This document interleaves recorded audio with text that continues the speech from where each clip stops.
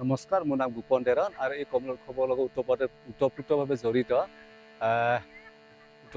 এজন ব্যক্তিৰ লগতে মোৰ এই দ্বিতীয় বাৰ্ষিক কমল উৎসৱ উদযাপনৰ আয়োজক কমিটিৰ এজন সভাপতি হিচাপে আছোঁ।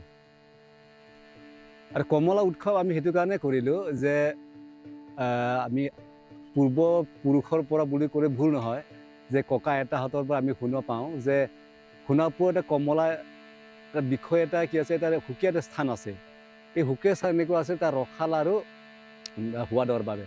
তো দেখা গ'ল যে কেইবছৰ আগৰ পৰা আমি দেখিছোঁ ইয়াৰ প্ৰডাকশ্যন যিটো লাহে লাহে কমি গৈছে, আৰু সেইটো কাৰণে আমি ভাবিলোঁ যে ইয়াৰ এটা মূল কাৰণ আমি বাছি ল'লোঁ যে কৃষকসকলৰ মানে তেওঁলোকৰ যিখিনি প্ৰাপ্য, যিখিনি তেওঁলোকৰ উচিত মূল্য পাবলৈ সেইটো পোৱা নাযায়। আৰু ২ নম্বৰ কথা হ'ল তেওঁলোকৰ মাজত এই তাৰ যাৰ ফলত কমলাৰ প্ৰতি তেওঁলোকৰ উৎসাহ, যিটো নেকি তেওঁলোকৰ যিখিনি পোৱাৰ যিটো যোগ্য নহয়, সেইটো কাৰণে তেওঁলোকৰ অৱহেলিত হয়, যাৰ ফলত তেওঁলোকৰ লাহে লাহে যিটো প্ৰডাকশ্যন হ'ব লাগিছিল লাহে লাহে কমিব ধৰিলে। সেইকাৰণে আমি যুৱ প্ৰজন্মই আমি চিন্তা কৰিলোঁ যে হেৰাই যোৱা যিটো নেকি কমলা, সোণাপুৰৰ কমলা যিটো নেকি গৌৰৱ, প্ৰাউড অফ আছাম, গতিকে অসমৰ গৌৰৱ সোণাপুৰ যিটো কমলা, সেই কমলাটো যাতে আমি ঘূৰাই আনিব পাৰোঁ, এইটো মেইন উদ্দেশ্য। আৰু ২ নম্বৰ কথাটো হ'ল কৃষকসকলক উৎসাহিত কৰি পুনৰ আৰু কমলা দুগুণ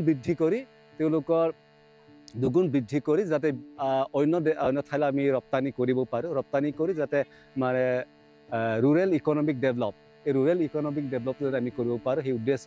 আৰু থাৰ্ডলি, আৰু এই উৎসৱৰ লগতে এটা সংগতি ৰাখি থলুৱা কৃষ্টি সংস্কৃতি, যিটো ট্ৰেডিশ্যনেল পৰম্পৰাগত কৃষ্টি সংস্কৃতি বিভিন্ন জনগোষ্ঠীৰ মাজত এটা সমন্বয় আমি স্থাপন কৰিব পাৰোঁ, সেয়া আছে মোৰ এটা লক্ষ্য। আমাৰ